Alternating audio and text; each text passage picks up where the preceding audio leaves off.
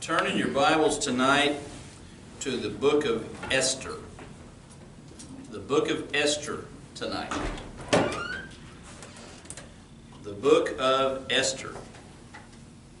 Brother Mark just came in. For those of you on YouTube, I want you to know Brother Mark's running a little late. And I've seen a message, a text message, where he sent to Brother Sonny threatening him, basically to tar and feather him or something like that if he's ever late to church again. So I've seen the text message, so I just wanted to throw that indictment of Brother Mark out there. But we're in the Book of Esther tonight. I'm messing with Brother Mark. You got the stand with that? Well, that's what I was about to ask you where that is. I don't know. It's usually with it. It might be in here. It might be. Brother Sonny on time? He was on time tonight. He did a good job. And I didn't see the message until I got here. All right. Book of Esther tonight. The title of the message tonight is Purim or Providence. Purim or Providence. It's right here. It is? Yeah, you do something. Thanks, sir. Yeah, I told you. After I was bragging on him for being on time and everything, Brother Sonny is dropping the ball. All right.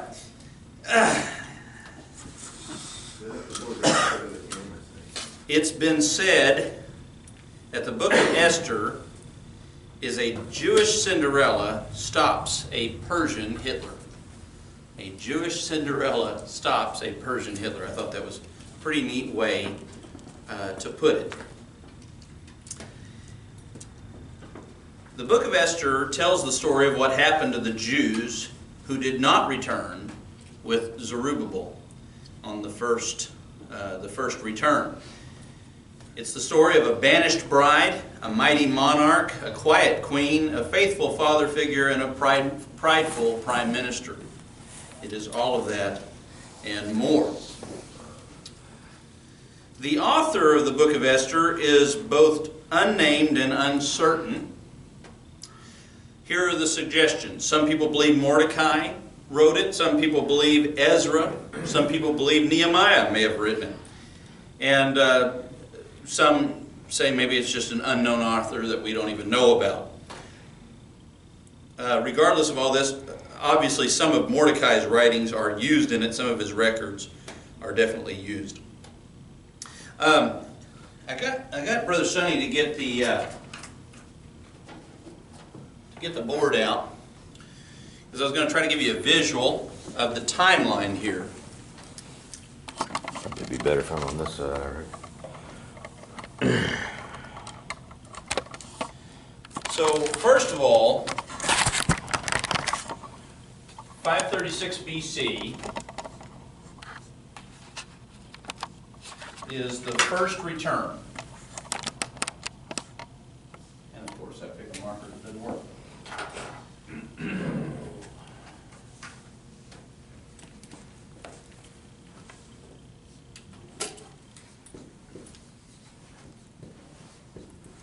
Under Zerubbabel, 536 BC. That'd be when the first wave of refugees came back. The construction of the temple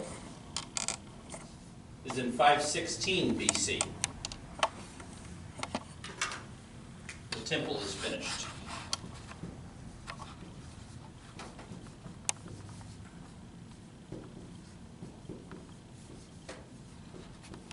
And of course, all that takes place in the book of Ezra. 478 BC,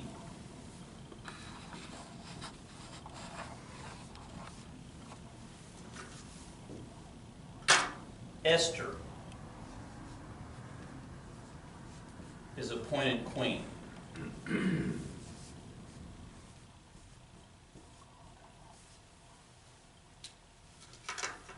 Queen of Persia.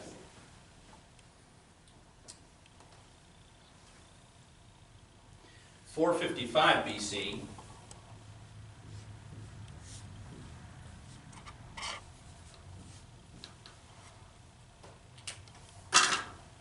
be the second return, led by Ezra, the scribe. And then just so you have this information, 445 BC is when the third return takes place under Nehemiah. So this is why we find ourselves in Esther. Because so far we've looked at the first return that Ezra writes about. It's led by Zerubbabel and Joshua. Then, Haggai and Zechariah, after 15 years of it sitting dormant. So that would put us at, 521 BC would be around the time when Zechariah and Haggai are preaching. So that would be right in here. And I mean, they preached longer than that and all that, but most of their prophecies were written during that time. There are specific messages about the temple being rebuilt and continuing to build that take place right in between here, about 5 years before the temple's finished. The temple is finished. Esther becomes queen. You're looking at almost a full 40 years later, just so you get a sense of the time that's going on here. So it's been quite a bit of time that goes on from the time that the temple is finished to when Esther, the Book of Esther, takes place, where we are now, about 40 years later. And we can date that really well based on who her husband is. We can date it really, really well based on King Ahasuerus. I'm sure I'm butchering that. But his other name was Xerxes I. We know a lot about King Xerxes. A lot about him. He's very famous. If you've ever heard of the story of the 300 Spartans that fought at Thermopylae, they fought against Xerxes, king of Persia. And so we know a lot about him. We know when he existed and things of that nature. And so these are kind of educated guesses. Give a couple of years, give or take. But I mean, it's pretty certain. We're pretty spot on when this is happening. The second return under Ezra takes place 455 BC, roughly about 25 years after Esther is crowned queen. So see the gaps in the time. And then the third return under Nehemiah is around the year 445. So I just wanted to give you that information so you kind of keep up with where we're at. That's why I went ahead and skipped the book of Nehemiah, because it hasn't taken place yet. Not at the time of Esther. And so here we are. We're in Esther. Again, we don't know who wrote it, so we don't necessarily know who they were writing it to. The purpose of the book is obvious.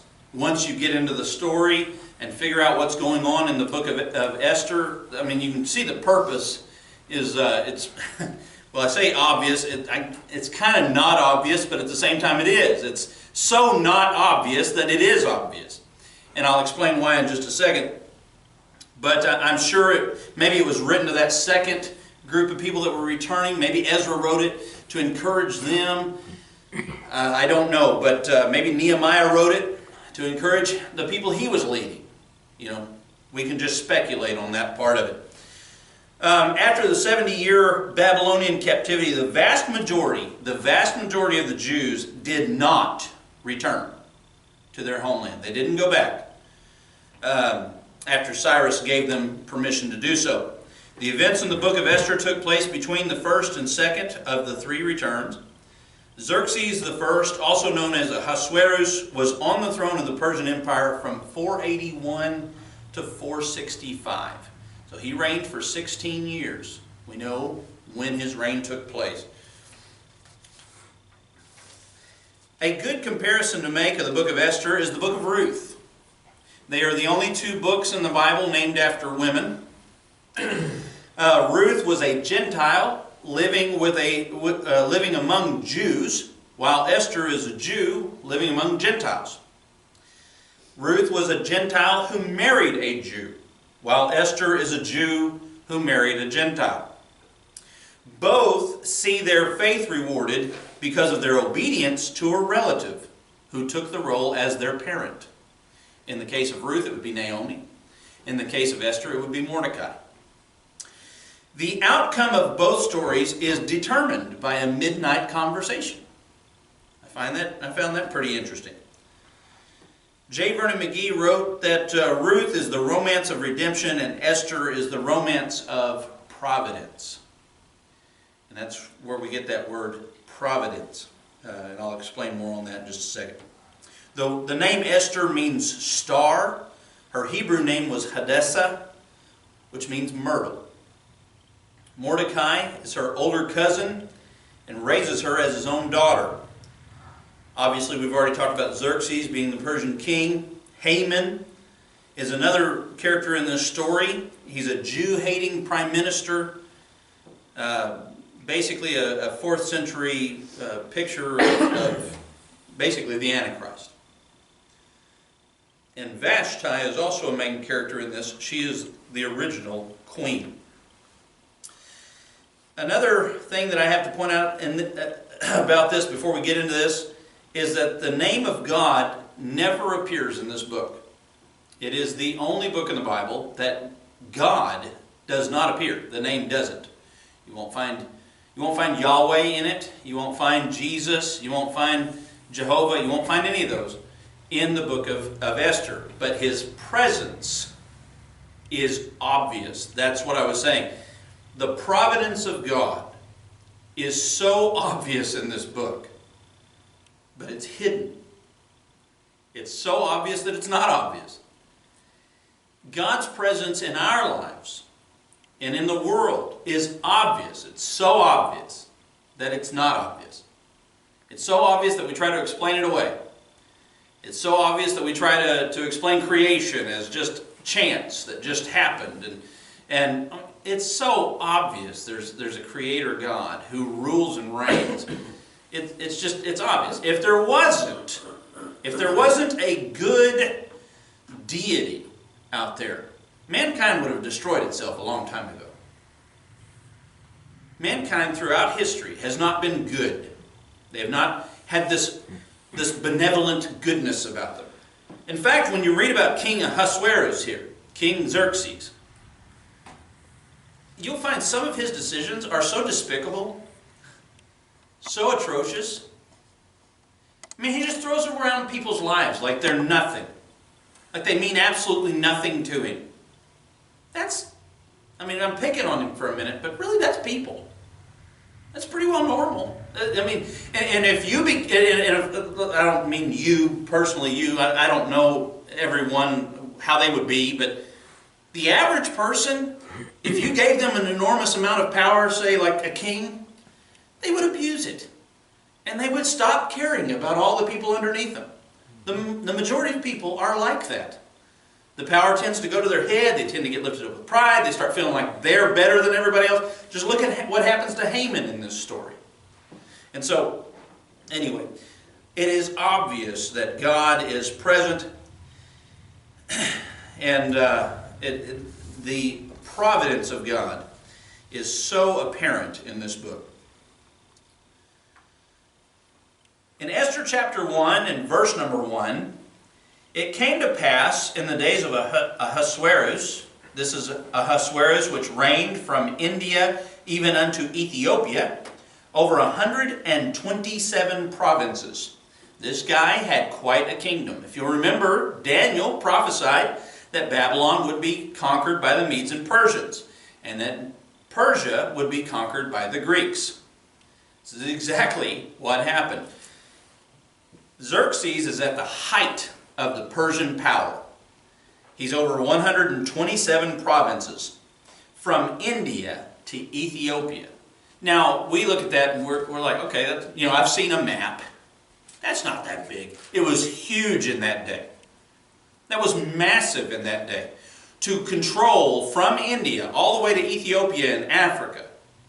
That's a kingdom just massive to think about in relation to this day. To be able to control that. Just absolutely massive. Verse number 2, that in those days, when the king Ahasuerus sat on the throne of his kingdom, which was in Shushan the palace, in the 3rd year of his reign, he made a feast unto all his princes and his servants, the power of Persia and Media. the nobles and princes of the provinces being before him, when he showed the riches of his glorious kingdom and the honor of his excellent majesty many days, even 180 days. He throws a feast for 180 days. A half a year. A year is 365 days. He throws a feast for a full 6 months. I mean, you want to talk about a guy's power. I mean, can you imagine a president saying, "Hey, let's have a feast, let's have a party for 180 days"? Of course, I mean, we've never had any president with that kind of power or anything. Sometimes they'll be like, "Hey, this is going to be a federal holiday" or something. 180 days. It just speaks to the power of his throne. This great feast was to prepare his leaders, get this, for his upcoming invasion of Greece. I found that interesting in studying this out. That really he was buttering them up for an invasion of Greece. Persia, which had been led by Darius the Great, had invaded Greece in 490 BC. He had invaded Greece with a fleet of 600 ships and 60,000 soldiers. The great Persian army faced the smaller Greek army on the plain of Marathon. The Greek general Miltiades led his much smaller army to outcircle the Persian army and wiped them out. This was under Darius. Xerxes is attempting to avenge the honor of Persia. He's getting the people ready to reinvade. It really hurt his honor. It was an insult how bad they had fared in Greece. The book, History's 100 Greatest Events by William DeWitt, lists the Battle of Marathon as the 6th greatest event in history. Now, he could be wrong about all that. But you got to understand what happened at Marathon when the Greeks beat the Persians. It shifted power from the Middle East to Europe. And if you don't think that's been a big shift, look at world history since then. Everything after that has been basically determined by what's Europe doing. Greece wound up ruling the world, the known world at that time. Rome conquers Greece, which is Italy, which is Europe. And then after that, you have the powers of Spain coming to power, and you have France coming to power, and you have England coming to power. Has that influenced the world? English is the most spoken language in the world today. All hinging on one little battle in Greece that really Daniel predicted. He said, the Greeks will beat the Persians. And I just find that amazing, that one little happening. Well, Xerxes now is throwing this feast to get his officers ready to reinvade Greece. And that's the background for this feast. It's a pretty important thing to it. During the final week of his 180-day party, the king summoned Queen Vashti to parade her beauty before his very important friends, who are also very drunk friends. And we don't know why she chose not to do this. Some people believe that she had rebellious feminism. Some people believe that it was purity and chastity and conviction. Whatever people want to believe, the Bible doesn't necessarily tell us, but she did not want to be paraded in front of a bunch of drunk men. I don't blame her. But when you don't want to be paraded in front of a bunch of very powerful men, you basically insult everyone there. And you insult the king, and you insult basically men everywhere. Let's see. I'm trying to find I've gotten ahead of my notes. Yeah, take a look at verse number 13.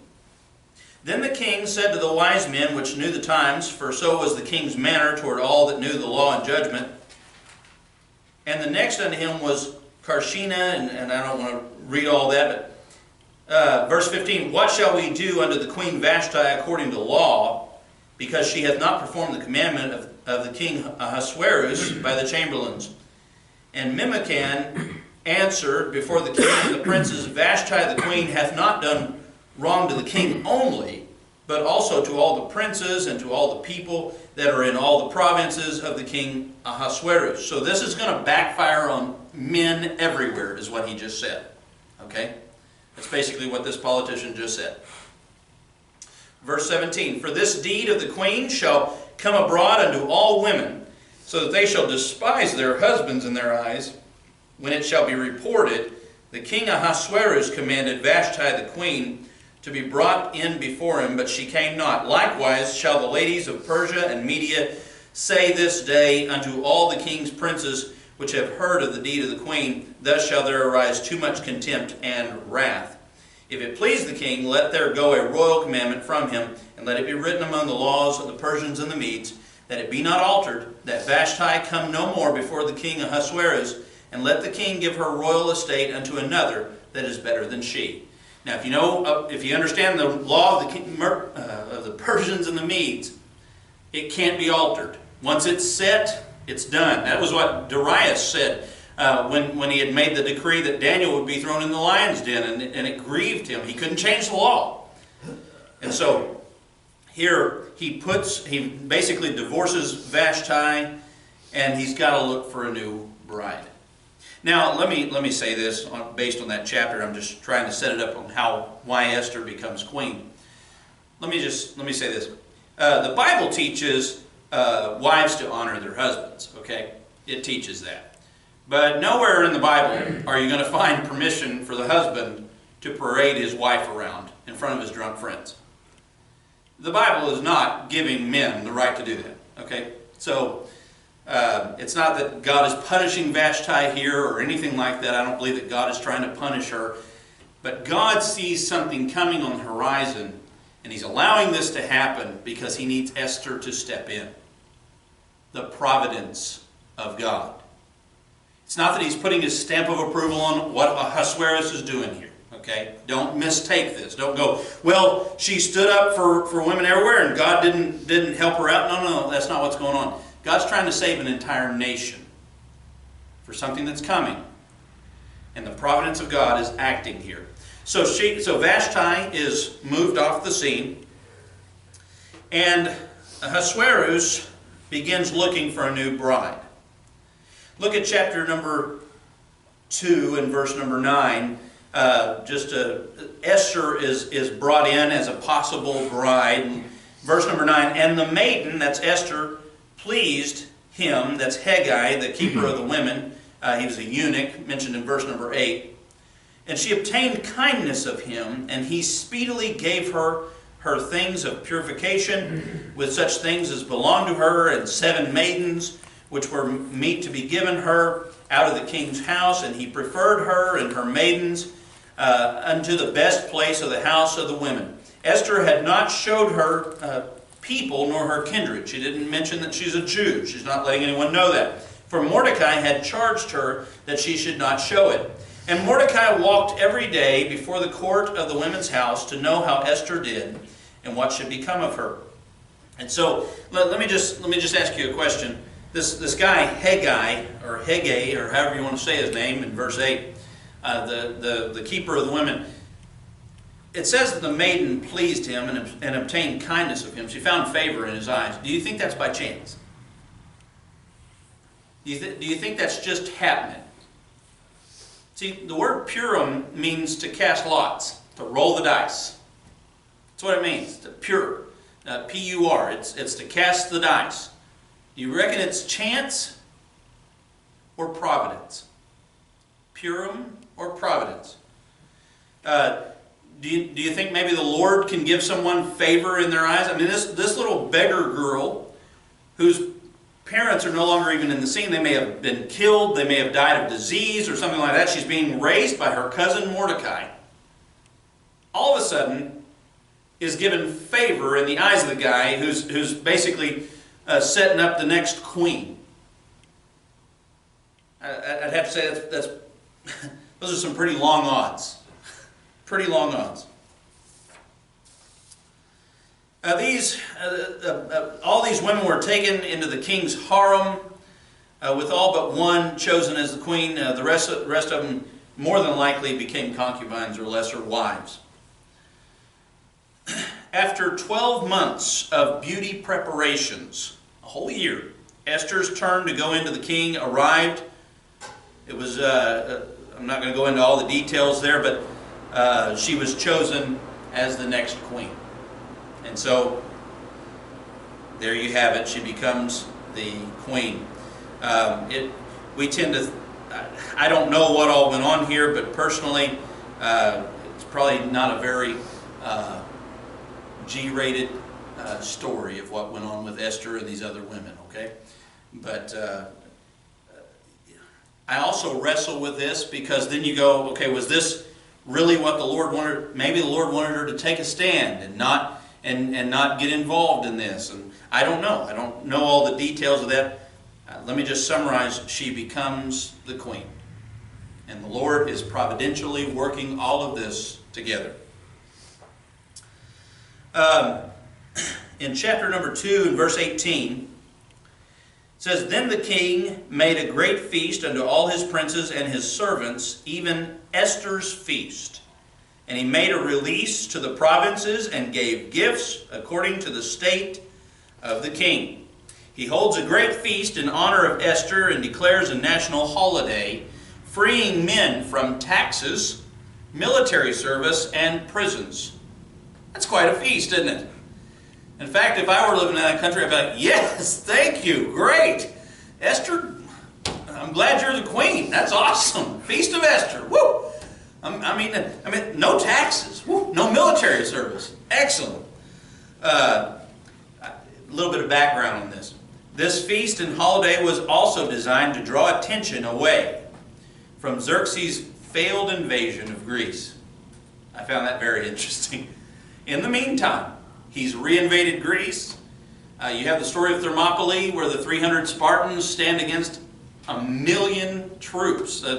Estimates are close to 1 million. Basically, there was these two, I'm fuzzy on that battle, but if I remember correctly, there may have been 2 cliffs. Was it 2 cliffs, Daniel, or on one side was it a sheer drop-off and one cliff on the other? And I can't really remember. It's hard. Anyway, the basic gist is this. The Spartans knew they could funnel the Persians' army into one little area, and they could basically just kill them one at a time and just take them apart piece by piece. And they did. I mean, they gave them such a bitter battle. They slew many of them before finally they were betrayed and showed the Persians found a back route behind the Spartans. Otherwise, who knows how long the Spartans could have held them out. But 300 holding off 1 million. That's embarrassing.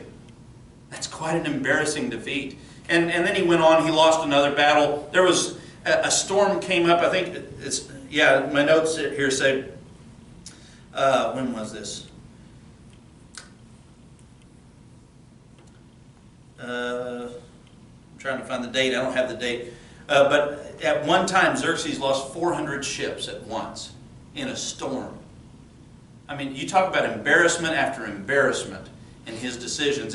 And the Persian king was said to be a god on earth. You know, he was supposed to be this god. Well, he's making some pretty dumb decisions. And it's making him look really dumb in the eyes of his own people. Making him look really, really bad. So he throws this feast, which explains a lot about why in the next few verses it's discovered a couple of guys want to kill him. You'll find in verse number 19, "And when the virgins were gathered together the second time, then Mordecai sat in the king's gate. Esther had not yet showed her kindred nor her people, as Mordecai had charged her. For Esther did the commandment of Mordecai, like as when she was brought up with him. In those days, while Mordecai sat in the king's gate, 2 of the king's chamberlains, Bigthan and Teresh," you can tell Teresh that her name's in the Bible, "of those which kept the door, were wroth, and sought to lay hand on the king Ahasuerus. And the thing was known to Mordecai, who told it unto Esther the queen, and Esther certified the king thereof in Mordecai's name." And so it says in verse 23, "And when inquisition was made of the matter, it was found out. Therefore they were both hanged on a tree, and it was written in the book of the Chronicles before the king." And so you have this assassination plot. And he's becoming a very unpopular ruler. He's losing battles. He's probably spoiled rotten. I mean, anytime you throw a 180-day party, you're kind of spoiled. You're not. That's the other thing about kings. And when their children come up and they reign, a lot of times the child has not been brought up with humility and having some meekness about him. A lot of times these princes are brought up and they don't understand how to basically they take people for granted. They don't understand how to basically be a minister, be a servant leader. They don't understand anything like that. Maybe the first king did. Maybe he came up from a pauper. Maybe he understood what it was to be poor or something like that. But a lot of times the son doesn't. It's rare that you find a royal seed who understands how the world really works. It's pretty rare, isn't it?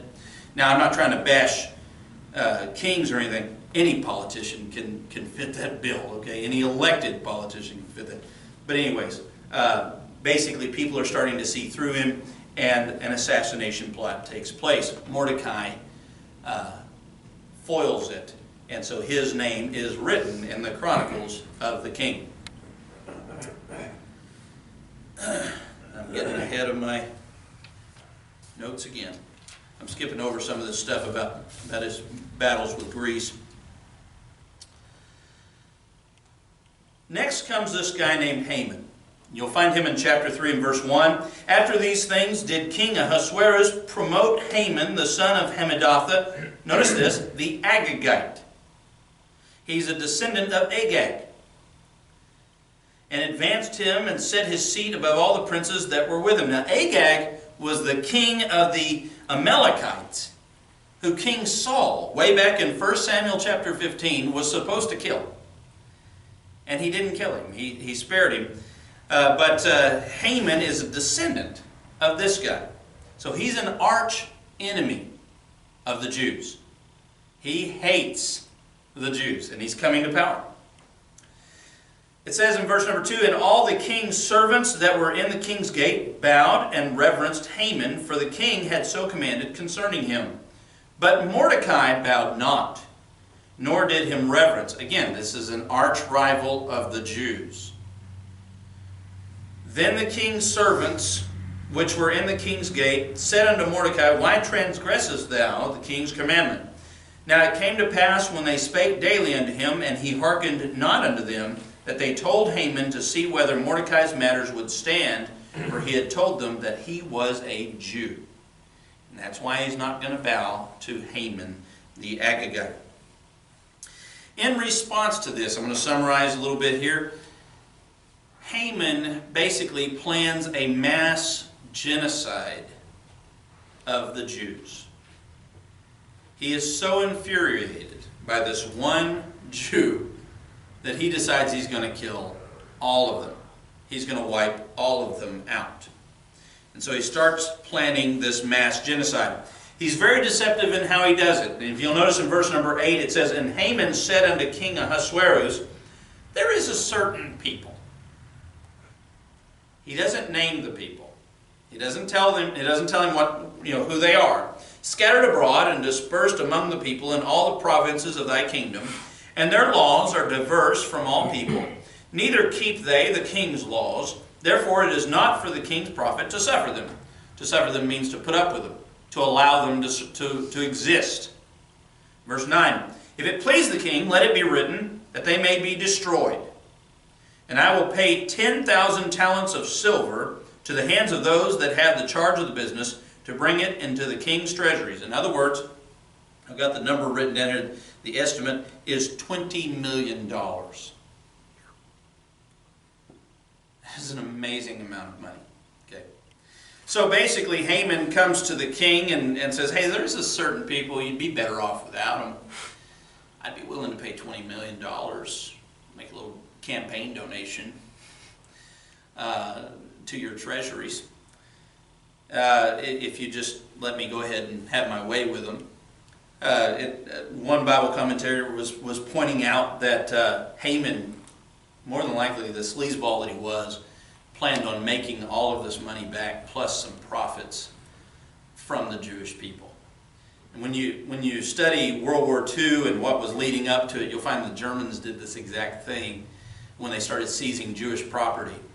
And it was one of Hitler's ideas for helping out the national debt and for paying off national debts. I mean, he blamed the Jews for all their problems and all that stuff, and then he said, hey, let's seize their property. And all you have to do is look back at the history books, and they went through there seizing their property and becoming absolutely filthy rich, which is another reason a lot of the other Germans who weren't Nazis at that time decided to go along with it.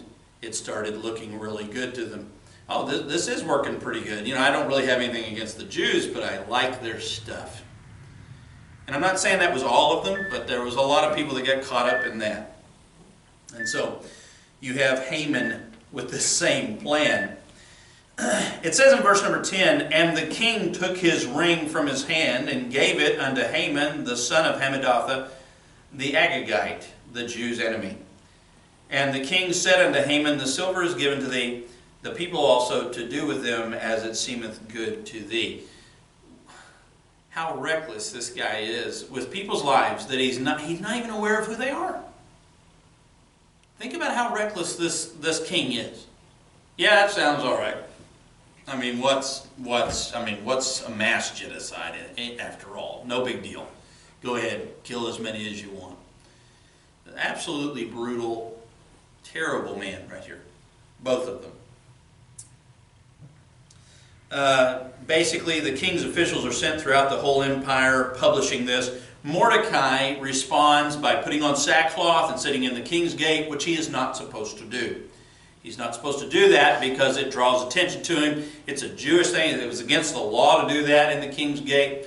But Mordecai is identifying himself as a Jew by doing that. It's such an offense that Esther even sends him a change of clothes and begs him to change clothes. He says, I'm not doing it.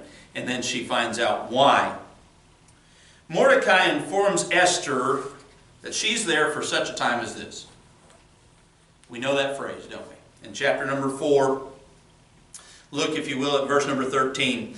Then Mordecai commanded to answer Esther, think not with thyself that thou shalt escape in the king's house more than all the Jews.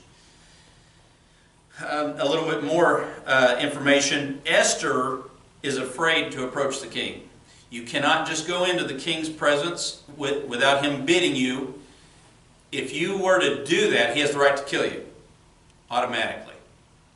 And so she knows that.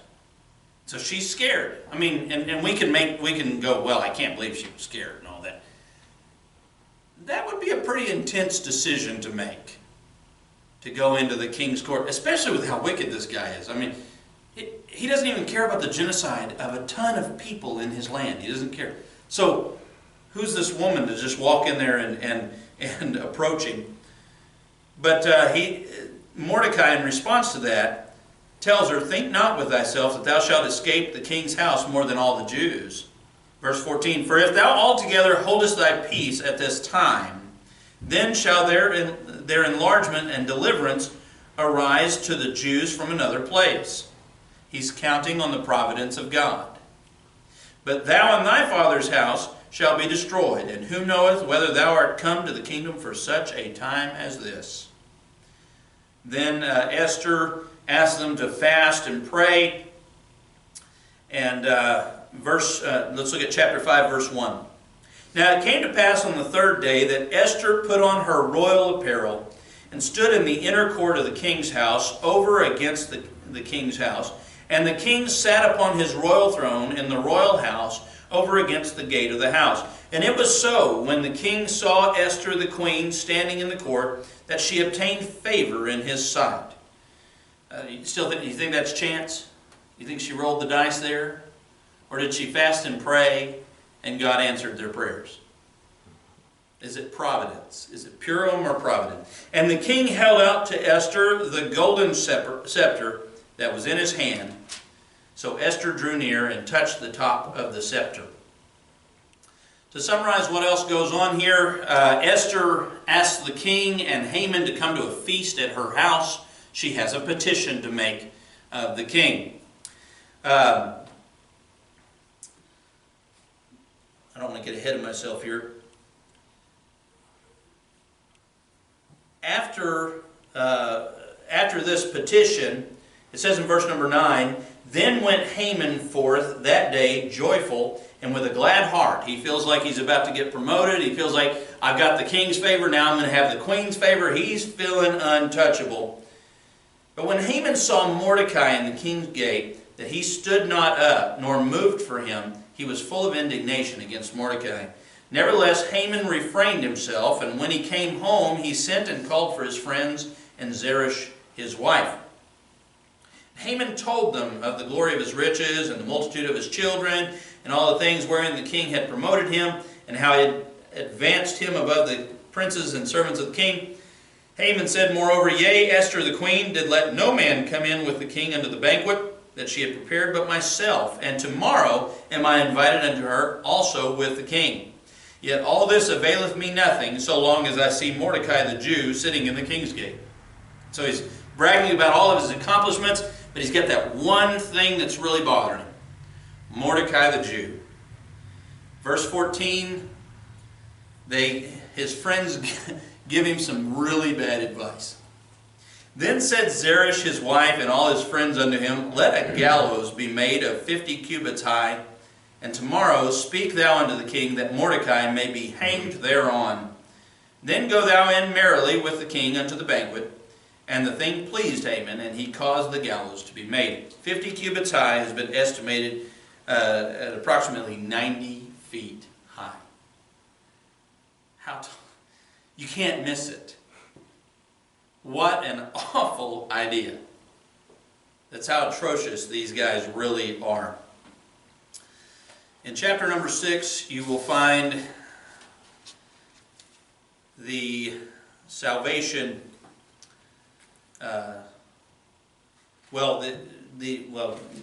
Chapter 7 is the salvation of the Jews, but in chapter number 6, I want you to think about this. In verse number 1 through 4, the king has a dream by chance, right? The king has this dream. I got way ahead of myself here. Hold on. Yeah, right here. The king has a dream that night, and he has his servant read him his records. I don't know why. I mean, think about that. Why would you have someone read your records to you? Hey, read me some history book. Just start reading. And I'm not talking about interesting history. I'm talking about like a court report. I'm talking about so-and-so called for a motion, so-and-so, and such. Think about this. Just by chance, that night, he has this dream, and all of a sudden he wants this read to him. In verse number 2, and it was found written that Mordecai had told of Bigthan and Teresh, two of the king's chamberlains, the keepers of the door, who sought to lay hand on the king Ahasuerus. Now think about this. Just by chance, he happens to read that. Of all of the records that he could have read from, he reads that part. That night. You think it's Purim? Or do you think it's Providence?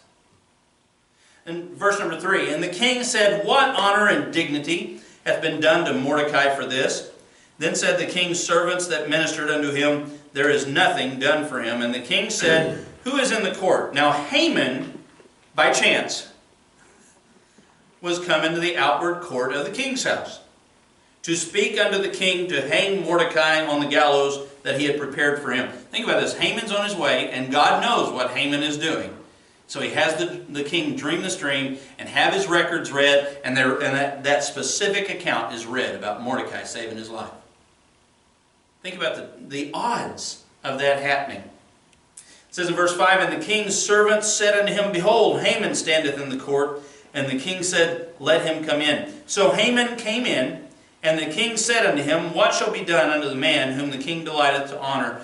And Haman thinks it's him, and Haman has all these grand ideas about putting the king's robe on him and parading him through the streets on a horse and on the king's horse and all this stuff, having everyone bow down to him. Haman thinks, king's about to honor me.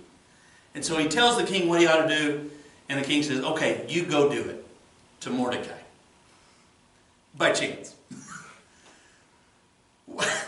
What an amazing account here, right? What an amazing details here. Look at chapter 6, the end of it, verse number 12. And Mordecai came again to the king's gate, but Haman hasted to his house mourning, sad, sorrowful, and having his head covered. And Haman told Zeresh his wife and all his friends everything that had befallen him. Then said his wise men and Zeresh his wife unto him, If Mordecai be of the seed of the Jews, before whom thou hast begun to fall, thou shalt not prevail against him, but shalt surely fall before him. What a prophecy there. These guys are going, oh, he's got your number. You're in trouble now. Verse 14, And while they were yet talking with him, came the king's chamberlains and hasted to bring Haman unto the banquet that Esther had prepared. Boy, he had to think, man, all right. Imagine him going to the second banquet, and he thinks Esther is going to honor him. He thinks, oh man, my luck's about to turn around, right? My luck, because all this is by chance, right? Because luck is real. I mean, come on. Well, I'm being sarcastic.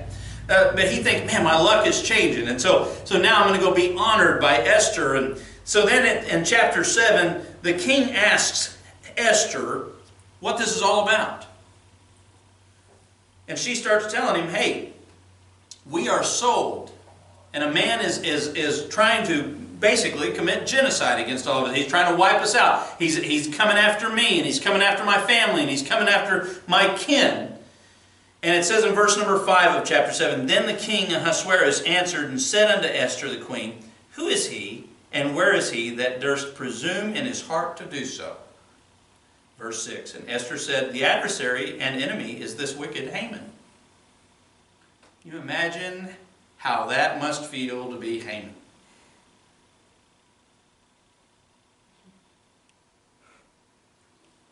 He's on his way thinking all this is going great. My luck's about to turn around. This is great. Haman's the most wicked guy on the planet is basically what Esther just told her husband. You know, at this time, the most powerful man on the planet. I don't think his mouth could have gotten big enough. I mean, to be a fly on the wall when she dropped that little bit of information. Oh my. I can't imagine. Then Haman was afraid before the king and the queen. I would think so. It says in verse 7, And the king, arising from the banquet of wine in his wrath, went into the palace garden. He said, I've got to soak this in. Have you ever had to just kind of walk out because you're mad and you don't want to say anything rashly? You're trying to cool off a little bit. And so in his wrath, he goes into the garden. The garden's a sanctuary. You know, it's a peaceful place. And he's trying to calm down. He likes Haman. This is quite an accusation made against this man. And Haman stood up to make request for his life to Esther the queen. For he saw that there was evil determined against him by the king. Then the king returned out of the palace garden into the place of the banquet of wine, and Haman was fallen upon the bed whereon Esther was. Just by chance. He happens to come back at exactly that moment. At exactly the worst moment. Okay, picture this. Haman is begging for his life now. And he winds up in all of this and begging for his life. He winds up just falling on her bed. He's not trying to make any advance. He's just begging for his life. And he's laying on Esther's bed. I'm sure it's something like this, like begging for his life. But he's on her bed.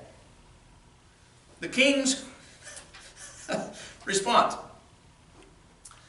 It says in the middle of verse 8, Then said the king, Will he force the queen also before me in the house?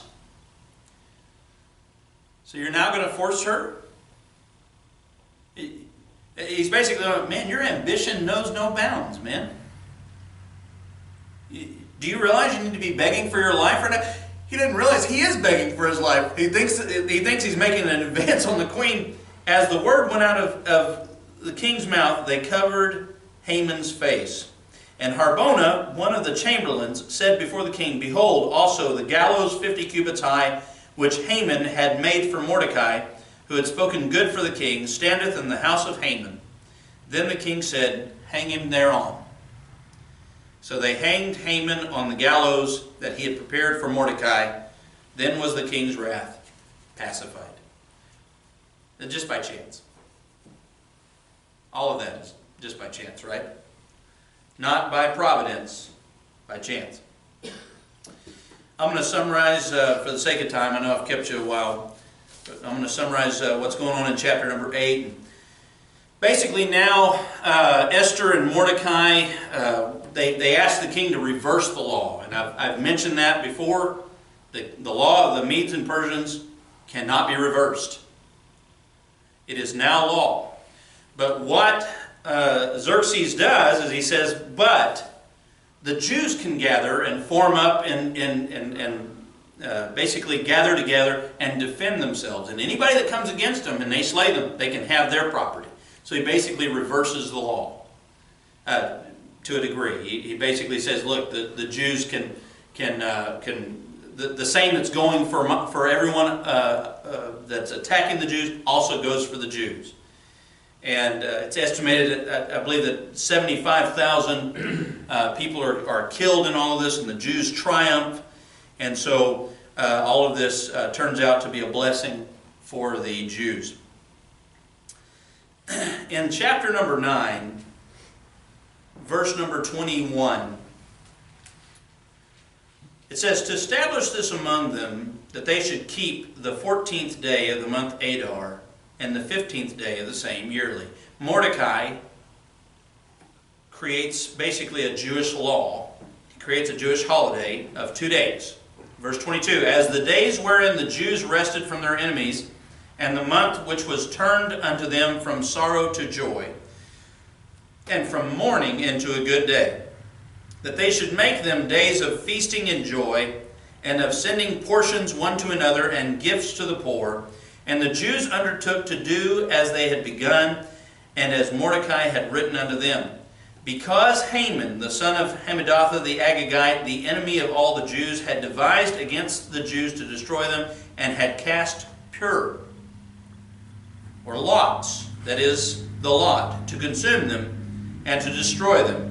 But when Esther came before the king, he commanded by letters that his wicked device, which he devised against the Jews, should return upon his own head, and that he and his sons should be hanged on the gallows.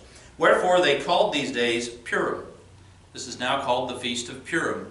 It's sarcasm when they call it that, because after the name of Pur. Let me keep reading and I'll explain it. Therefore, for all the words of this letter and of that which they had seen concerning this matter, and which had come unto them, the Jews ordained and took upon them, and upon their seed, and upon all such as joined themselves unto them, so as it should not fail, that they would keep these 2 days according to their writing, and according to their appointed time every year. And that these days should be remembered and kept throughout every generation, every family, every province, and every city.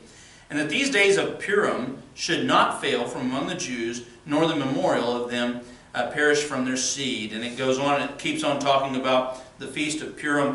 It's basically a sarcastic name because the Jews are going, there's no such thing as luck. There's no such thing as this just happened by chance. They're saying, no, it's the providence of God. That's actually what the Feast of Luck, or the Feast of Chance, the Feast of Purim, is really all about. The providence of God. That God is moving behind the scenes and ordaining things in the affairs of men. I've got to tell you, when you look at the founders of America and you read a lot of their writings, they use this word providence a lot. They use it a lot. They talk about the fact that we beat the British, the most powerful army in the world at that time, the providence of God. We didn't do it; God did it. All of these, there was a British fleet that got destroyed in a storm that just came up overnight. And George Washington wrote about it. He's like, it really kind of surprised all of us. We looked out there and it was gone. We had no idea what we were going to do. And we prayed and begged God, and the fleet was destroyed. They said, the providence of God. And they all give credit to God and His providence and Providence, Rhode Island, the capital of Rhode Island. The Baptists who founded that colony said God has ordained all of this and brought us here, and that it's His providence, and that's why they named it Providence. I can't believe the liberals in our country haven't tried to change that, because that's a godly name of the capital of one of the most liberal states in the Union now. But anyhow, the providence of God. Let me share. Let me read chapter 10 to you. I got another little deal here to share, and I'll conclude. Chapter number 10. And the king Ahasuerus laid a tribute upon the land and upon the isles of the sea, all the acts of his power and of his might, and the declaration of the greatness of Mordecai, whereunto the king advanced him. Are they not written in the book of the Chronicles of the kings of Media and Persia? For Mordecai the Jew was next unto King Ahasuerus. So you can add Mordecai to that list of Joseph becoming vice pharaoh, Daniel becoming the second king to basically two kings, really three, and Mordecai becoming second in the land. I mean, only God can do that. Took a guy like Mordecai who was going to be annihilated and made him a king. 2,400 years later, there was a Jew hater named Joseph Stalin. You may have heard of him. He slaughtered thousands of Jews before World War II even happened. He decided to exterminate Russia's 3 million Jews just 8 years after World War II. He began with the slaughter of certain groups of Jews, religious Jews and Zionists. He then began to execute leading Jews who were loyal communists, including the loyal Stalinist Communist Party boss of Czechoslovakia. He had him executed because he was a Jew. Finally, he launched his most infamous plan of all, called the Doctor's Plot, that was to mark the climactic moment of the Jewish genocide. In 1953, Stalin announced that a plot by Jewish doctors to assassinate him had been discovered. The controlled press, we don't have anything like that in our country today, do we? Gave the plot non-stop treatment in an attempt to whip up hatred for the Jews. On March the 1st, 1953, Stalin read his plan for the extermination of the Jews to the Politburo in the Kremlin. Here he announced that the hanging of the doctors would serve as a pretext for massive rioting by the masses against the Jews. For 3 days, the Jews, 2 million, were to be slaughtered. Then the leaders of the Jews would admit their guilt in writing and beg to be saved from the wrath of the people. The remaining 1 million Jews were to be loaded on trains and carried to Siberia. 2/3 of these would be exterminated along the way. This is his plan. Do you see the similarities between Mr. Stalin and Mr. Haman? The day after issuing these orders, Stalin had a sudden stroke and died, 1 week before the planned execution date of the Jews. He was buried on March the 9th, the very day of the Jewish Feast of Purim. Is that not astonishing? That is, I didn't realize Stalin was buried on the day of the Feast of Purim.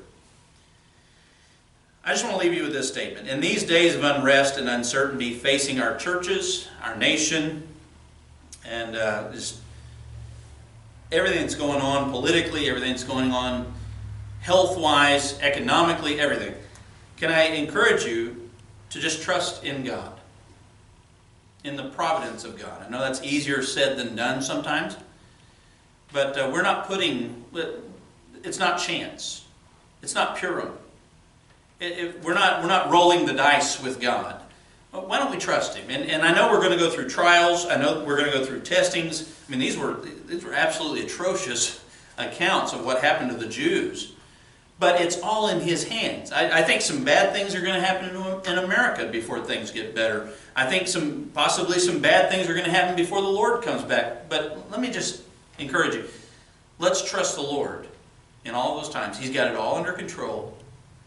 Let's not let fear conquer us and dominate us. Let's not trust in chance. Let's trust in the providence of God. He's going to take care of all of it. If bad things happen to America, I mean, America kind of has it coming. People are turning. I wish people would turn to the Lord. I wish America would quit turning away from Him and turn to Him. Let's just trust God in the midst of all that. Brother Mark, will you dismiss us in prayer, please? Lord, praise you be with us tonight.